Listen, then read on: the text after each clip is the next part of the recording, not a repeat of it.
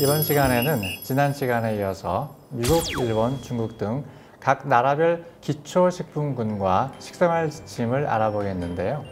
대부분의 나라들도 건강한 식생활과 질병 예방 차원에서 각국의 특성에 맞는 식생활 지침을 설정해서 사용하고 있습니다.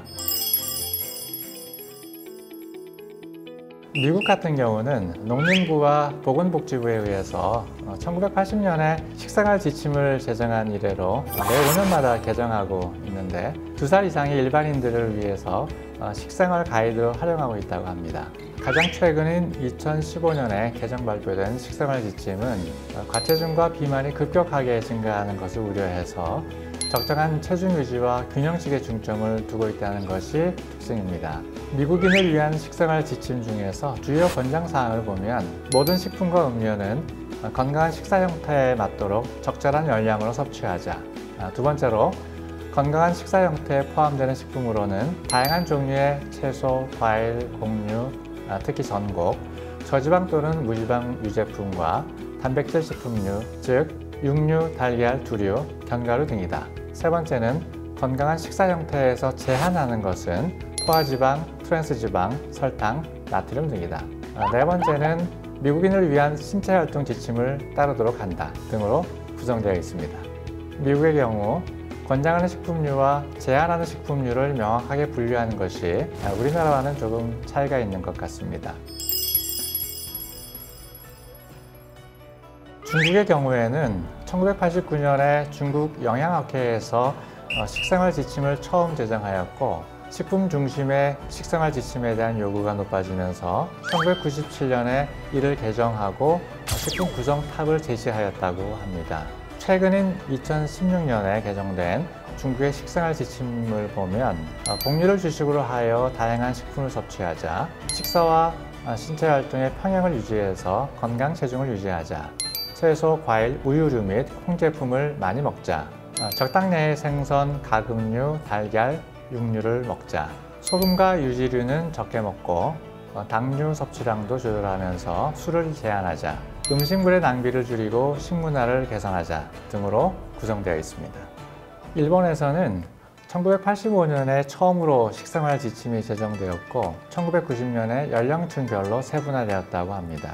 이후 2000년에 문부과학성, 후생노동성, 농림수산성이 공동으로 개정하여 제시하였는데요. 주요 내용을 살펴보면 식사를 즐기자, 규칙적 식사를 통해서 건강한 생활 리듬을 갖자, 주식, 주체, 부채로 균형식을 먹자, 밥이나 다른 곡류를 충분히 먹자, 식사에서 채소, 과일, 유제품, 콩, 생선 등을 골고루 먹자, 소금과 지방을 많이 먹지 말자, 적정 체중을 알고 섭취량과 운동량의 균형을 시도하자, 식문화와 지역산물을 이용하고 새롭고 다른 음식을 시도하자, 올바른 조리와 보관 방법으로 음식물의 낭비와 쓰레기를 줄이자, 자신의 식사를 되돌아보자. 일본은 마지막에 자신의 식사를 되돌아보자 가 조금 인상적인 지침인 것 같습니다. 주의 깊게 봐야 할 점은 이렇게 각 나라별 식생활 지침의 공통적인 사항입니다. 그 중에 첫 번째가 다양한 식품 섭취를 해야 한다는 것입니다. 그만큼 균형 잡힌 식생활 습관이 중요하다는 것을 전 세계가 한 목소리 외친다는 것을 명심해야 합니다. 그리고 복합 탄수화물과 섬유소 함량이 높은 식품을 섭취해야 하고 활동량과 섭취 열량의 균형에 의한 체중 유지를 해야 합니다. 비만을 조심하라는 의미죠. 또 콜레스테롤과 나트륨 등의 섭취량을 제한해야 하고 절제된 음주 등도 적극 권장하고 있다는 것입니다. 이런 공통적인 사항들이 인종과 국적에 상관없이 누구에게나 기본적으로 제시된 지침이라는 것은 그만큼 중요하다는 것이겠죠.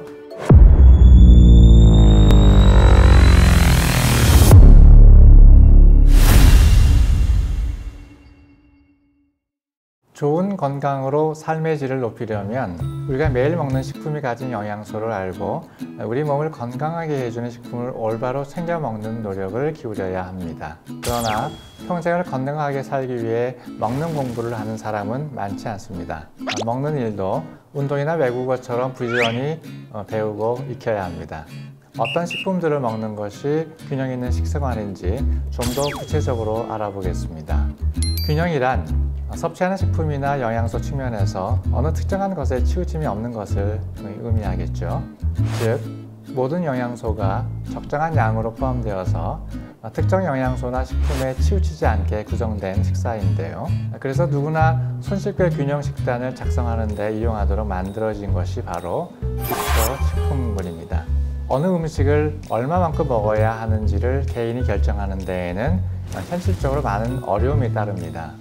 그래서 일반인들이 이해하기 쉽도록 영양소의 조성이 비슷한 식품들을 묶은 것을 기초식품군이라고 하는데요. 우리나라에서는 식품의 영양소 함량과 특정 식품이 영양소 섭취에 기여하는 정도와 식사 패턴 등을 고려해서 모두 6가지로 식품군을 분류하였습니다.